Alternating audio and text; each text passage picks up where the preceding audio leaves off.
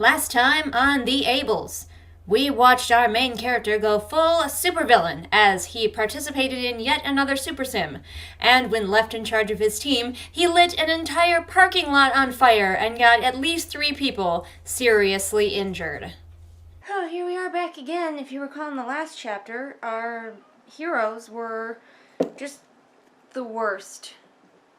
The worst in every way. You may be wondering why I'm not, at this point, reading multiple chapters of this at a time, and that is because I can only handle one chapter of this at a time. Chapter 24, Consequences. I am very confused why, in the middle of the first sentence, it just becomes bold and italics. I can only assume that this is my first, noticeable error that I have found, but I mean, I don't know if you can see it. Look at it.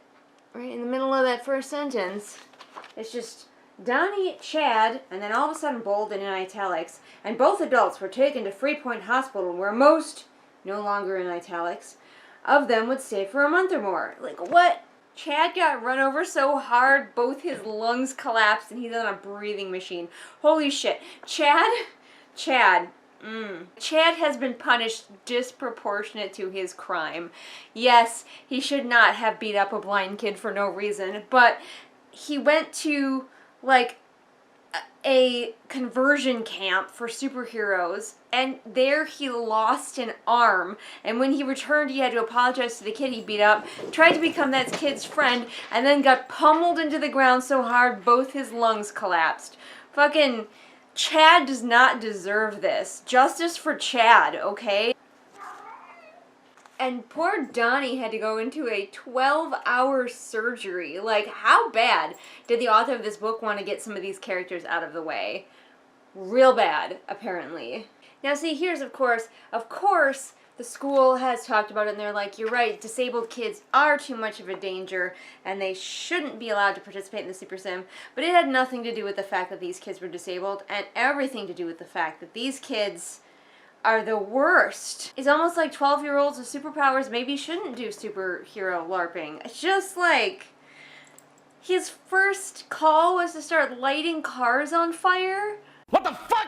I think this might be at least coming up on our Dark Night of the Soul, the lowest point for the characters, where toward the end of the book, because we are kind of getting there, I think, the characters have to get to their lowest point so that they can rise up from it and defeat the bad guy. And their lowest point is completely self-inflicted. You fucked up. Which, I mean, if there was any greater metaphor for this book, I don't know what is. These kids should all have desk jobs. Like, they probably shouldn't become superheroes. Not because they're disabled, but because they are the worst. But also, no other 12-year-olds have accidentally destroyed a teacher in this superhero LARPing. That's never happened before. And their superhero team is disbanded, and they're just the worst, and they deserve everything they get. The villain doesn't have to do anything, really. He just let them just continue with their lives, and he doesn't have to try to stop them. They stop themselves. They come pre-stopped. We still don't know why Chad was, face down in the road and still invisible for Donnie to run over. Because they're all like, oh, if only Donnie had understood, his powers better.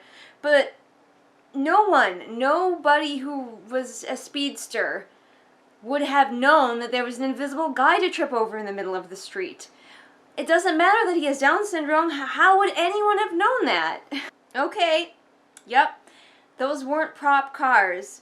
He literally set an SUV, 2 pickup trucks, 3 Hondas, and an Acura on fire and exploded their gas tanks intentionally. I'm really over our main character. He's a little shithead, and I really don't want to follow him anymore. Can we just start following Chad now? Chad is the new main character, and I will hear no different. Or Donnie. Either one of them. Now let me get something straight. Flawed characters who make mistakes are fine. But this kid already had no redeeming characteristics about him, and he wasn't starting out the book making stupid mistakes and he's slowly learning to get better. He made his truly disastrous mistake very far into the book, and I'm just like, no. You still have no personality. For some reason, the book thinks that you're awesome and, like, keeps making everybody else just, like, do everything to make your life easier. Occasionally, you give stirring speeches to rouse the troops, but, like, that's it. You left your little brother alone so you could go hang out with your friends. Like, this kid has no redeeming qualities. He could save a cat now, and it wouldn't help him. In the heat of the moment, my decision seemed perfectly natural and logical, and this is probably why you should man a desk the rest of your life, kid. Apparently, though, the superhero city, like, because the superhero LARPing takes place over the whole city, they reimburse any property damage. So at least these people whose cars were destroyed are gonna get new cars. If I was anyone who lived in the city, though, if I knew the Super Sim was happening, I would take, like, anything that I really valued and hide it or take it out of the city or just get my whole family out of the city. Just go to the next city over for some ice cream or something. Just stay far away. The main character does sort of ask, not anyone, he's just asking a bunch of questions to the reader. Did the able-bodied kids even attain perfection in their first year? Like, yeah, probably not, but we're not going to hear about it, apparently. You're not going to tell us about any of the times that some random able-bodied kid lit several cars on fire. I'm sure it had happened, but we don't get to hear about it. Poor Donnie is apparently being branded a menace because he tripped over some guy at top speed. He literally tripped over something invisible. Why is everyone mad at him? All the other kids want to forgive our main character for giving the worst orders ever in the history of orders, but their parents are not as forgiving, and honestly, I'm on their parents' side. I wonder if they're going to send him to the camp for bad superheroes. How do they know he's not turning villain? How do they know he didn't do this on purpose to try to get his friends hurt? They don't know. And of course, he's only hanging out with Donnie in the hospital as a form of penance. Not because he values Donnie as a human, not because he genuinely feels bad for Donnie being injured and in the hospital, but because he feels bad for himself and he wants to feel better by hanging out with Donnie. He literally says that it's a form of penance. No! No! Why are you so terrible? Stop it! You stop it! You stop it! But now one night when our main character is heroically visiting poor Donnie in the hospital, just being such a martyr, Finch is here. Bum bum bum. Finch, you don't need to do this. This kid will self-sabotage just fine. Leave him alone. So either the bad guy has sustained a head injury of his own, or he wants our favorite disaster artist to continue to self-sabotage because the bad guy is doing the whole, we should be a team, I offer you an alliance now that you're at your lowest point. And it's like, why on earth would he do that? This kid just set several cars on fire and seriously injured several of his friends. So, like, why on earth would you ever in a million years want to be allies with this kid? Join me, and together we can rule the galaxy. Missa called Jar Jar Binks. Missa, your humble servant. There's something special about you, isn't there, Philip? Maybe Philip's superpower is fucking up, because that could be the only special thing I can think of about this kid. Seems the villain's plan is to pull a Incredibles and start making superheroes known, for one thing, and for the other thing, getting them blamed for stuff, so that soon the humans, the regular old humans, will be against anybody with superpowers. Because they're potentially dangerous, and I mean they are. Okay, apparently he wants to do this to prove that the world is not black and white, but gray. Only a few more pages. I feel like I'm crawling through the desert, and I'm like, only a few more dragging steps until I can reach water. Oh, and our main character still has like a device that can call somebody to help him. Like, his mom's in a coma, but a different teleporter can come help him. But he's like, I don't want to use it just yet. Let me hear out this supervillain who could turn into a giant fire Godzilla. This seems fine. I want you on my team, Philip. You're the only one I really want. I've seen your DNA chart, son. There's something special about your abilities.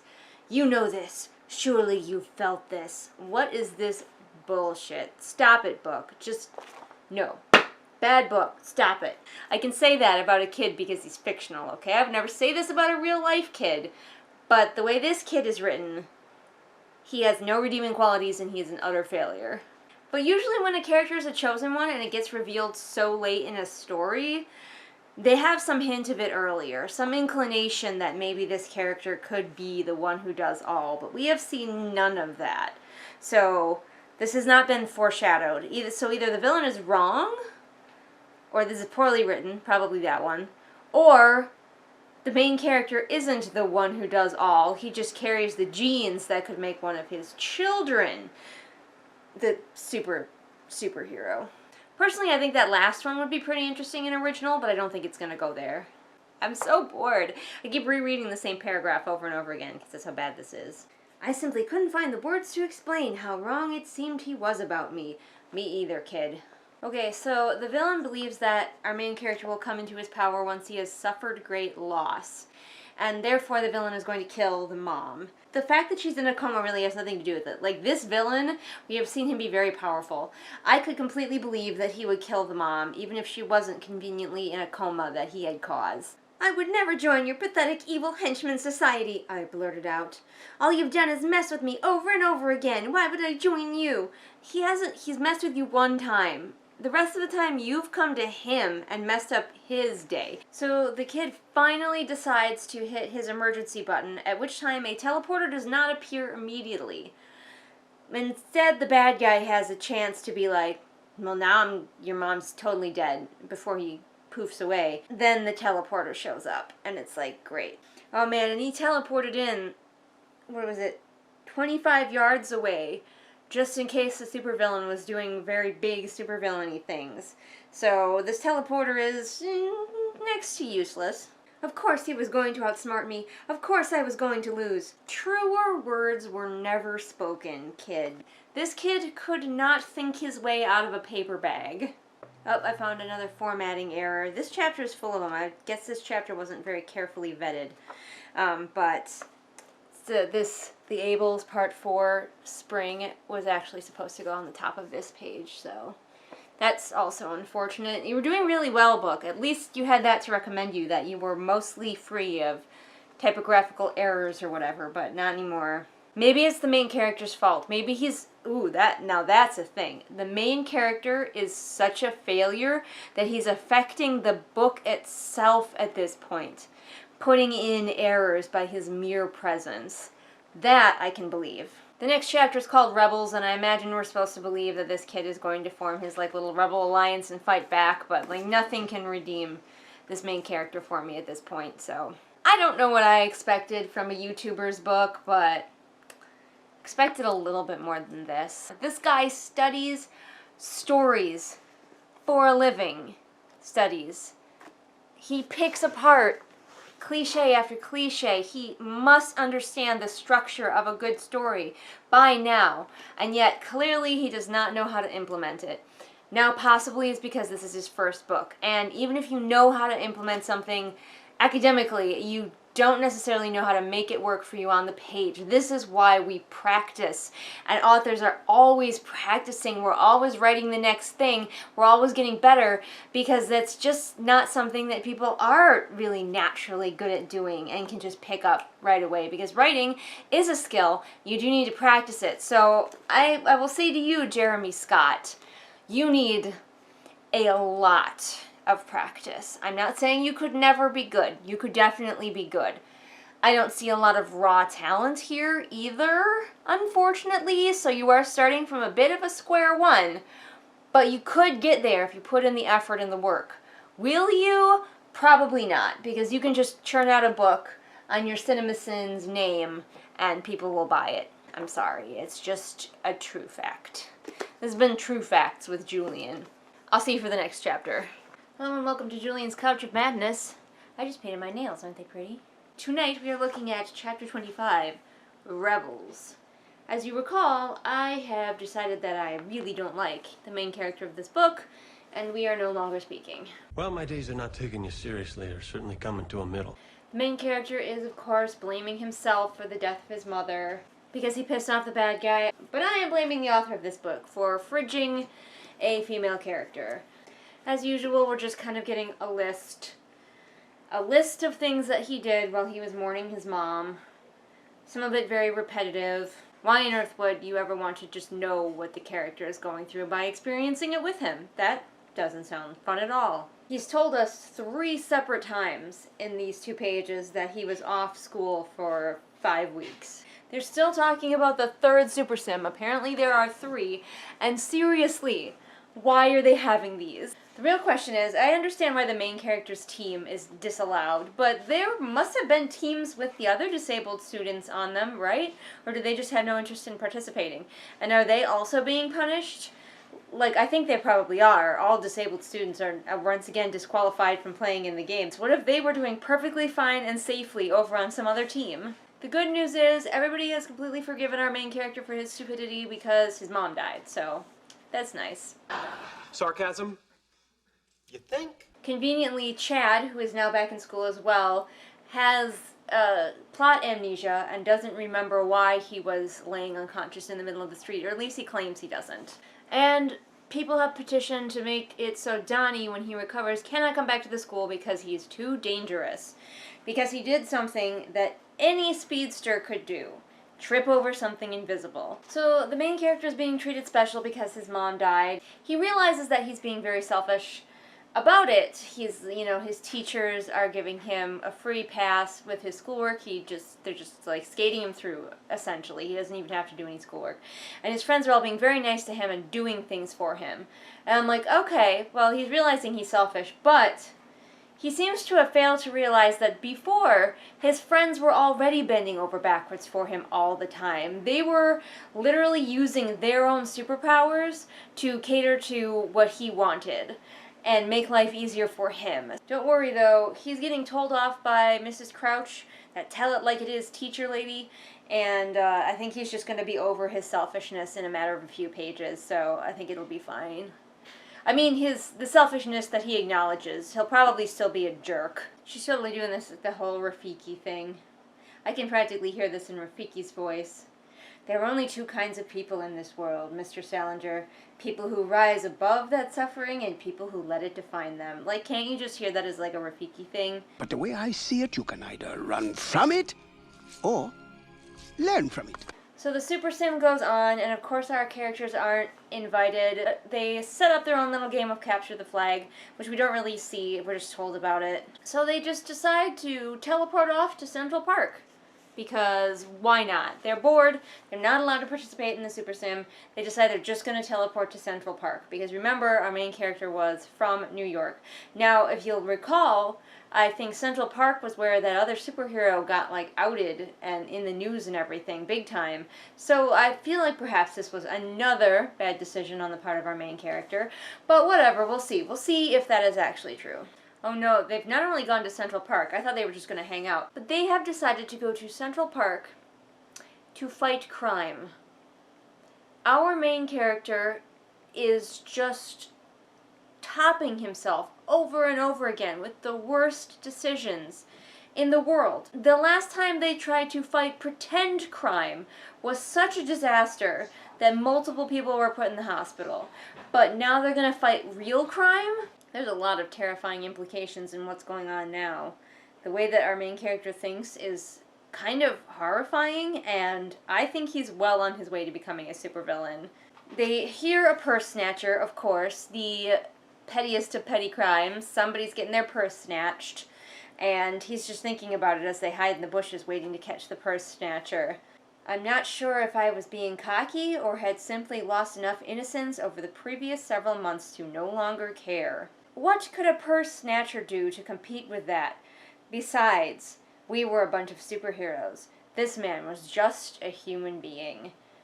I don't know about you, but that is kind of terrifying. It definitely implies that our main character sees himself as above humans, and that doesn't seem like a hero thing. That seems like a villain thing. I wonder how often purse snatchings happen in real life.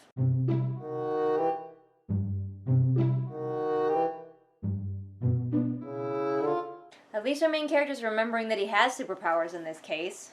And once again, our hero demonstrates why he should not be doing any of this at all. Really teach this kid to have a nice, safe desk job, keep him far away from the action, because, of course, he didn't think that the criminal might have a gun. And he does. So he's gotten the purse away from the criminal, but now he's faced with a guy with a gun. And he says, I was too stunned to even think of the obvious solution, using my powers to disarm him. The author spends more time figuring out why the characters wouldn't use their powers than remembering they have their powers and offering them challenges worthy of it. Fortunately, right as the robber is about to shoot our main character, he's saved by his friend who can teleport, so at least one of them remembers they have superpowers. Chad, however, has learned from his highly unfortunate accident earlier, and as the bad guy is running away, Chad turns invisible and literally just gets down on his hands and knees in front of the guy so he will trip over him. The criminal has been apprehended by the conveniently arriving police, and all's well that ends well, and our kids go home, even though they shouldn't really have gotten to have a victory for this, because this was the worst idea. We are making our way through this book, you guys. Next chapter is called The Bully, and I wonder if that means that Chad will turn out to be a villain. We'll find out. Hello, and welcome back. This is chapter 26, called The Bully. Oh good, they feel like they've had a victory stopping that purse thief, so they're going back to New York now on the regular. This sounds like a great idea from a team that has definitely shown that they can handle many things. Yes, I'd forgotten you're moonlighting as a criminal mastermind now. Got your next heist planned? No. But I'm thinking about growing a big black mustache. I was quickly growing tired of the little fish. My thirst for adventure, for danger, grew. I wanted a real challenge, someone more equal, or at least more worthy of our powers. So, I don't know, like a gerbil? Honestly, James is a way more interesting blind character than our main character. He is an entrepreneur, he's starting his own teleporting business, he just printed out cards that are both printed and in Braille.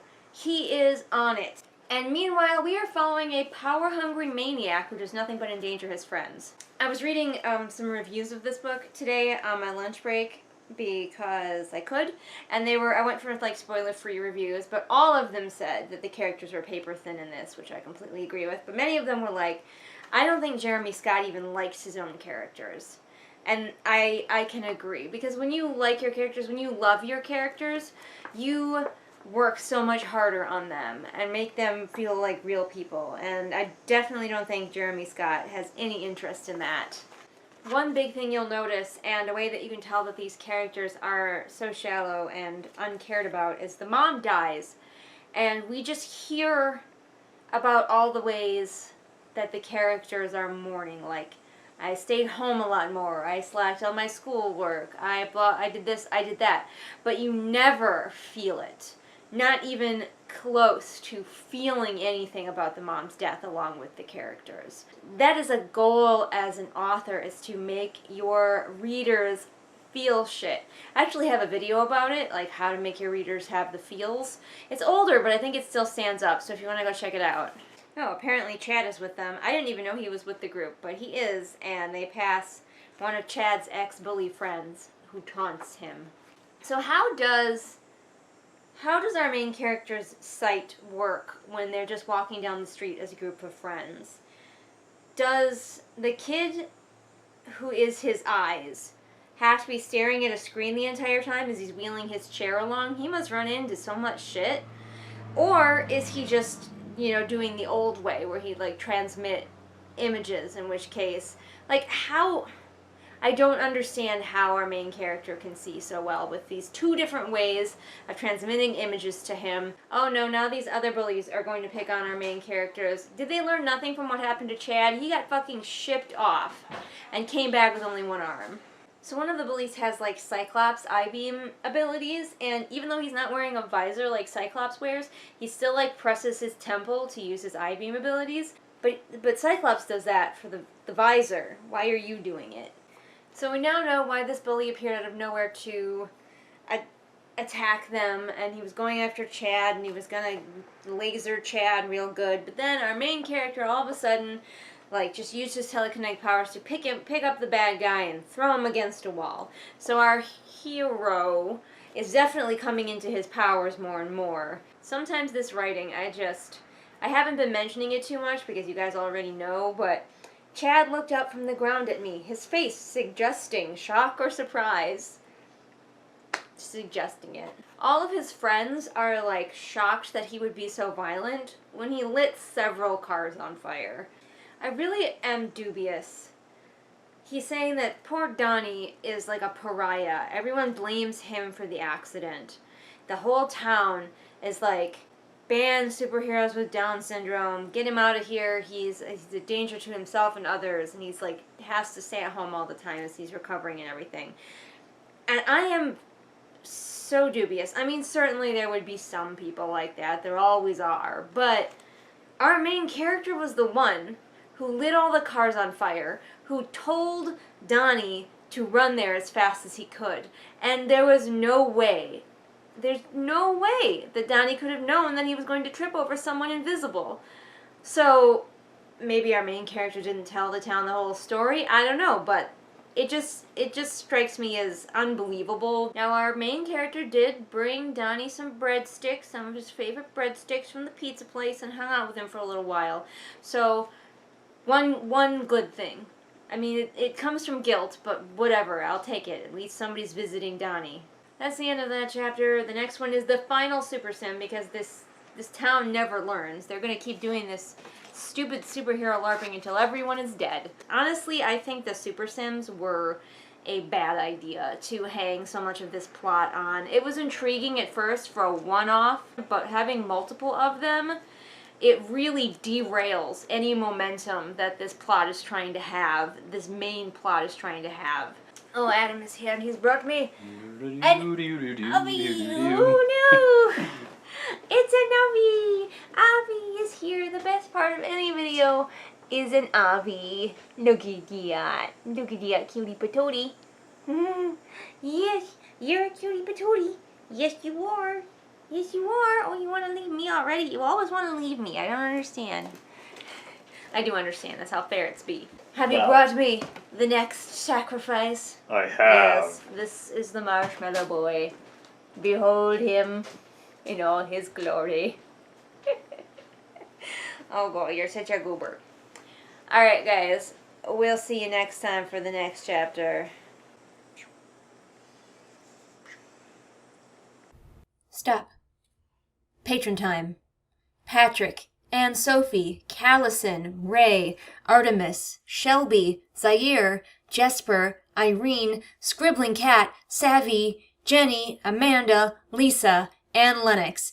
I can guarantee that you have never heard a better group of patrons in your entire life. I know because they're my patrons, so I'm an expert on this. Now carry on with your day, citizens. Ow! Jeez, what was that for? It doesn't matter. It's in the past. Yeah, but it still hurts. Oh, yes, the past can hurt. But the way I see it, you can either run from it or learn from it.